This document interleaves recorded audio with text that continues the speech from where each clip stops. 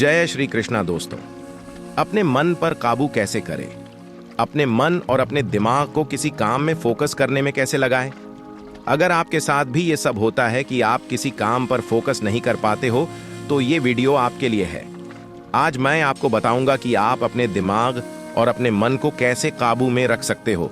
इसे आप बार बार देखिएगा। इस वीडियो को जितनी बार देखोगे आपको मोटिवेशन मिलेगा मन को काबू करने का। हमारा मन ऐसे न जाने कितने अलग अलग हिस्सों से मिलकर बना हुआ होता है, जो कि हर एक हिस्से आपके व्यवहार पर अलग अलग तरह से प्रभाव डाल सकते हैं।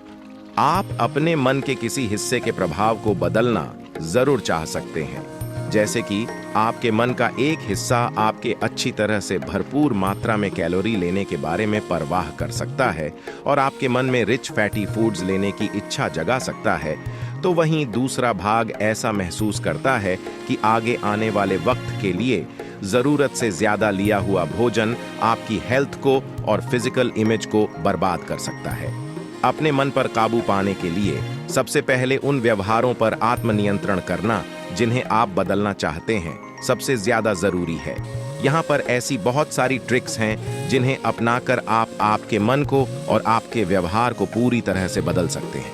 किसी भी बात को बार बार दोहराना बंद करें। हो सकता है कि आप खुद को न चाहते हुए भी कुछ नेगेटिव सोचता हुआ पाएं। यहाँ पर ऐसी न जाने कितनी ट्रिक्स मौजूद हैं जिनको अपनाकर आप न सिर्फ आपके मन पर काबू पा सकते हैं, बल्कि बेमतलब की बातों को दोहराना भी छोड़ सकते हैं। जो सबसे बुरा हो सकता है उसके बारे में सोचें। हालांकि आपको ये कुछ उल्टा जरूर लग सकता है और ऐसा भी लग सकता है कि ऐसा करके आप बातों को और भी ज्यादा दोहराने वाले हैं, लेकिन आप जब सबसे बुरे के बारे में सोचते हैं और तभी उसे किस तरह से हैंडल कर पाएंगे के बारे में सोचते हैं, तब असल में आप कुछ ऐसी कल्पना कर रहे होंगे कि आप किसी परिस्थिति को हैंडल करने के लायक हैं और इससे आपकी चिंता कम होने में मदद मिलेगी। अपने लिए चिंता करने का समय निर्धारित करें। अपनी प्रॉब्लम्स के बारे में सोचने के लिए एक समय अलग निकाल लें। अब आप इस बात से संतुष्ट हो जाएंगे कि इस प्रॉब्लम को आपकी तरफ से जितनी अटेंशन मिलनी चाहिए थी उतनी मिल चुकी है। ये आपको न चाहते हुए भी किसी वक्त आपकी प्रॉब्लम्स को लेकर बहुत ज्यादा चिंता करने से बचाने में मदद करेगा। वॉक के लिए निकल जाए। बाहर निकलने से आपका मन चिंताओं से दूर हो जाता है। अब ये या तो इसके अपनी एक्सरसाइज हो जाने के कारण होता है या फिर इसलिए होता है क्योंकि आप कुछ दूसरी और नई इंफॉर्मेशन, नए नज़ारे, नए साउंड्स और नई खुशबू को ले रहे होते हैं, जिसकी वजह से आपका मन कुछ कम विचलित करने वाली बातों की ओर लग जाता है। अपने आप पर और आप बदल सकते हैं, इस बात पर विश्वास रखें।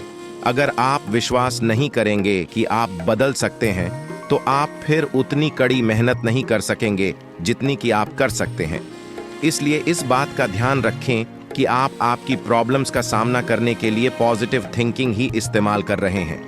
इस बात को अपने मन में रखने की कोशिश करें कि आप आपकी सोच पर काबू पा सकते हैं और आप बेहतर बन सकते हैं। अधिक प्रभावी लाइफस्टाइल पाने के लिए पुरानी आदतों को त्यागें। आपका अवचेतन मन, जहां आपकी सभी आदतें रिकॉर्ड होती हैं, एक कंफर्ट जोन है जो फेमिलियर, सेफ्टी और कॉन्फिडेंस की भावना प्रदान करता है। आप हर दिन वही काम कर सकते हैं, समान राह पर चल सकते हैं, कोई जोखिम नहीं उठा सकते। लेकिन आपके साहसिक सपनों और महत्वाकांक्षी योजनाओं का क्या?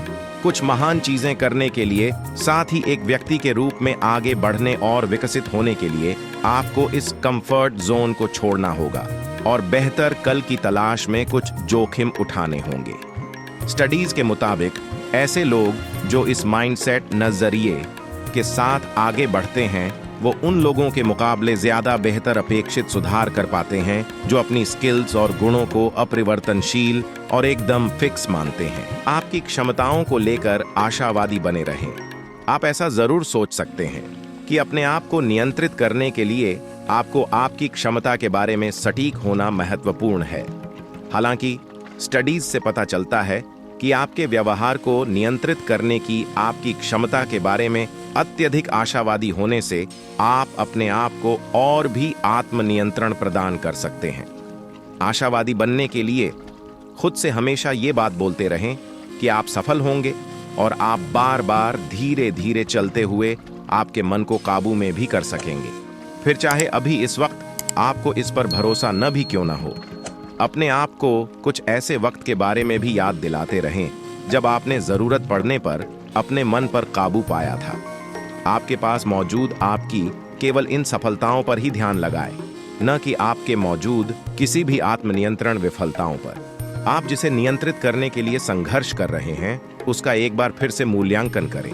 आप जिस बात या विचार पर काबू पाने के लिए संघर्ष कर रहे हैं उसे देखने के नजरिए को बदल दें। जैसे कि आपके मन का एक हिस्सा सच में वाइन पीना चाह रहा है लेकिन आप ड्रिंकिंग छोड़ना चाहते हैं, तो ऐसा सोचना शुरू कर दें कि ड्रिंकिंग एक पॉइजन, जहर है।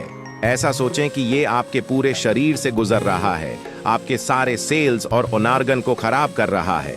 स्टडीज में दर्शाया गया है कि किसी भी इंसान के द्वारा चाही गई चीज को किसी अनचाही चीज की तरह देखना शुरू करना, पुनः मूल्यांकन उस चाही हुई चीज को पाने की इच्छा को काबू कर सकती है। ऐसा करने के लिए कुछ इस तरह के विचार अपनाने की कोशिश करें कि आपके द्वारा चाही हुई चीज अब वैसी नहीं रही जैसी वो पहले हुआ करती थी, वो बदल चुकी है। अति संवेदनशीलता को कम करें। अति संवेदनशीलता का मतलब किसी एक घटना के नेगेटिव एक्सपीरियंस को लेना और फिर इसे आपके अन्य अनुभवों से जोड़ना या फिर इसके ऊपर अपने आगे आने वाले समय की भविष्यवाणी करने लगना। जैसे कि ऐसा कोई इंसान जो बहुत ज्यादा संवेदनशील है वो कहेगा कि मेरा बचपन बहुत बुरा गुजरा है तो अब मुझे अपनी लाइफ में हमेशा कठिनाई ही मिलेगी। इस तरह के विचारों को रोकने के लिए आपको कड़ी मेहनत करके और दृढ़ता से अपना भविष्य बदलने की जिम्मेदारी खुद पर लेनी चाहिए। उदाहरण के लिए, अगर आपका बचपन बहुत कठिन दौर से गुजरा है और आपको लगता है कि आपकी लाइफ हमेशा ही ऐसी ही रहने वाली है, तो आपको उन तरीकों की पहचान करनी होगी जिनमें आप अपना जीवन सुधारना चाहते हैं और उन्हें सुधारने के लिए काम करते रहना होगा। उदाहरण को ही आगे लेते हैं, हो सकता है कि आप लाइफ में और भी सच्चे रिश्ते और एक बेहतर जॉब पाना चाहते हैं। आप इन चीजों को पाने के रास्तों के बारे में रिसर्च कर सकते हैं और फिर उन्हें पाने के लिए अपने लिए लक्ष्य तैयार कर सकते हैं। हर बात को अपने पर लेना बंद करें।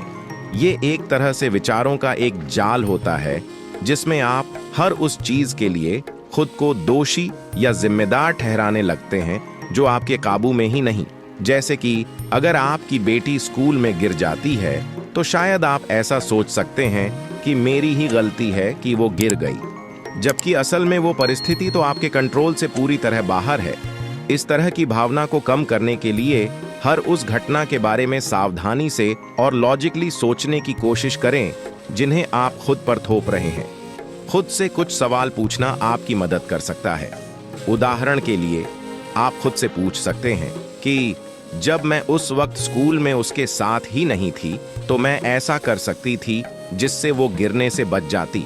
एकदम से निष्कर्ष पर पहुंचना बंद करें। ये भी एक तरह का विचार जाल है जिसमें कुछ विचारों को बिना किसी सबूत के उन पर अपने विचार देने के बारे में सोचना शामिल है। जैसे कि एक ऐसा इंसान जो सीधे निष्कर्ष पर पहुंचा करता है, वो बिना उसकी शंका की पुष्टि करने वाले किसी सबूत के ऐसा सोच सकता है कि एक कोई इंसान उसे पसंद नहीं करता। निष्कर्ष पर कूदना बंद करने के लिए आप किसी भी जजमेंट पर पहुंचने से पहले कुछ समय रुककर और उस बारे में सोच सकते हैं। आप अगर आपके विचारों को लेकर खुद से सवाल करेंगे तो भी आपको मदद मिलेगी। उदाहरण के लिए, आप खुद से पूछ सकते हैं कि क्या मुझे मेरे इन विचारों के बारे में पक्की जानकारी है।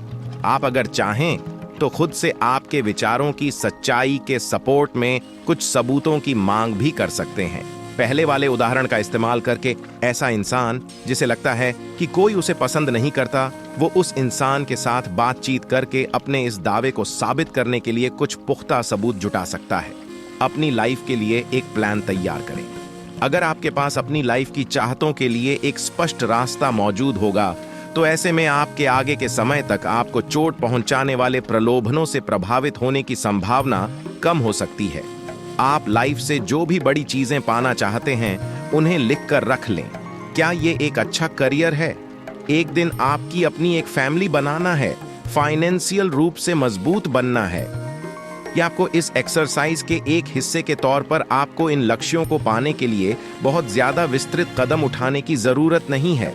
बस इसकी जगह पर बस आपके लक्ष्य को ध्यान में रखना याद रखें, ताकि आप अपने जीवन में ट्रैक पर रह सकें।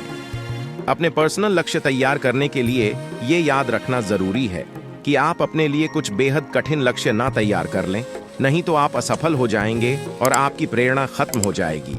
इसकी जगह पर कुछ बड़े लक्ष्य जैसे कि सॉफ्टवेयर कोड करना सीखना तैयार करें, लेकिन उन बड़े बड़े कठिन लक्ष्यों को कुछ छोटे और पाने योग्य लक्ष्यों जैसे कि हर वीक सॉफ्टवेयर कोडिंग बुक का एक चैप्टर पढ़ना में बदलना न भूलें। इस तरह से आप अपनी प्रोग्रेस की वास्तविक मात्रा को देख सकते हैं, क्योंकि आप अपने ज्यादा दूरस्थ लक्ष्यों को पूरा करने के लिए काम करते हैं।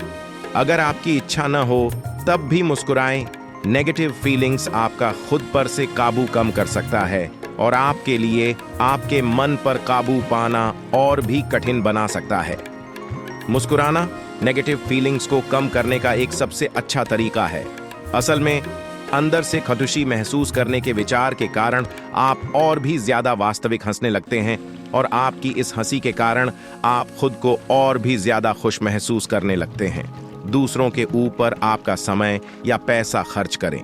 रिसर्च के अनुसार दूसरों के लिए कुछ करने से खुशी और सलामती की भावना में बढ़त होती है। खुशी और सलामती की भावना आपके सामने आपकी अपनी इमेज को सुधारती हैं और ऐसी नेगेटिव फीलिंग्स को कम करती हैं जो आपके खुद पर काबू पाने को कठिन बना देता है। आप दूसरों के ऊपर किस तरह से आपका वक्त या पैसा खर्च करते हैं, असल में ये कोई मायने नहीं रखता। जरूरी तो ये है कि आप जिसे ये दे रहे हैं वो इसकी कद्र करें। खुद अपने लिए बाधाएं तैयार करें। अपने मन पर काबू पाने का एक तरीका ये भी है कि वो जो कुछ पाना चाहता है आप उसके लिए वो पाना कठिन बना दें। ये जो एक्स्ट्रा मेहनत होगी वो आपके मन के हिस्से के जीतने और आपके व्यवहार को प्रभावित करने की संभावना कम करेगी। जैसे कि आप अगर आपके मन के उस हिस्से पर काबू पाना चाहते हैं जो टीवी देखना चाहता है, जबकि वहीं दूसरा हिस्सा आपके टीवी देखने के समय में कमी करने की इच्छा रखता है, तो ऐसे में आप आपके टीवी के रिमोट कंट्रोल को किसी ऐसी कठिन जगह पर रख सकते हैं जहां पर पहुंच पाना मुश्किल हो। एक और दूसरा उदाहरण लें तो जैसे कि आप सुबह बार बार स्नूज बटन अलार्म को बंद करना को दबाते हैं, तो ऐसे में आप आपकी अलार्म क्लॉक को बेड से दूर कहीं रख सकते हैं ताकि आपको उसे बंद करने के लिए बेड से उठकर जाना पड़े। एक और उदाहरण, अगर आपको खुद को सेक्स से बचने में परेशानी हो रही है और आप अपने इस बर्ताव को बदलना चाहते हैं, तो खुद को ऐसी किसी भी परिस्थिति में डालने से बचें जो सेक्स की ओर जाती हो। आप बार, नाइट क्लब में जाना बंद कर सकते हैं और आप हर उन लोगों का नंबर भी डिलीट कर सकते हैं जिनके साथ आप कभी डेट किया करते थे। स्ट्रेस कम करें। मन और शरीर बहुत गहराई के साथ एक दूसरे से जुड़े रहते हैं। मन आपके शरीर को तनाव दे सकता है और शरीर पर मौजूद साइकोलॉजिकल स्ट्रेस आपके मन को स्ट्रेस दे सकती है। जब लोगों पर स्ट्रेस होता है तो वे स्ट्रेस के असली कारण से निपटने के लिए पूरी तरह से आत्मनियंत्रण पर जोर डालते हैं और अक्सर बाद में आत्मनियंत्रण कम कर देते हैं। इसलिए आपकी खुद को काबू में कर सकने की एनर्जी को बचाने के लिए आपको अपने स्ट्रेस को कंट्रोल करना जरूरी होता है। यहाँ पर स्ट्रेस को कम करने के ऐसे न जाने कितने ही साबित हो चुके तरीके मौजूद हैं और ये कुछ हद तक काम भी करते हैं। गहरी पेट की सांस लेने जैसी रिलैक्सेशन तकनीकों का इस्तेमाल करें, जिसमें गहराई से सांस लेने और कुछ सेकंड के लिए अपनी सांस पकड़ना शामिल है, फिर धीरे धीरे कई सेकंड के दौरान बाहर निकालना शामिल है। आप अगर चाहें तो किसी एक आरामदायक शब्द जैसे शांति पर भी आपके मन को केंद्रित कर सकते हैं। कुछ एक्सरसाइज अपनाएं जो आपको गहरी सांसें लेने में और आपके मसल्स को तनाव कम करने में मदद कर सकें। अपने फ्रेंड और फैमिली से बातें करें, जैसे कि सोशल सपोर्ट काफी हद तक स्ट्रेस से निपटने में मदद कर सकता है।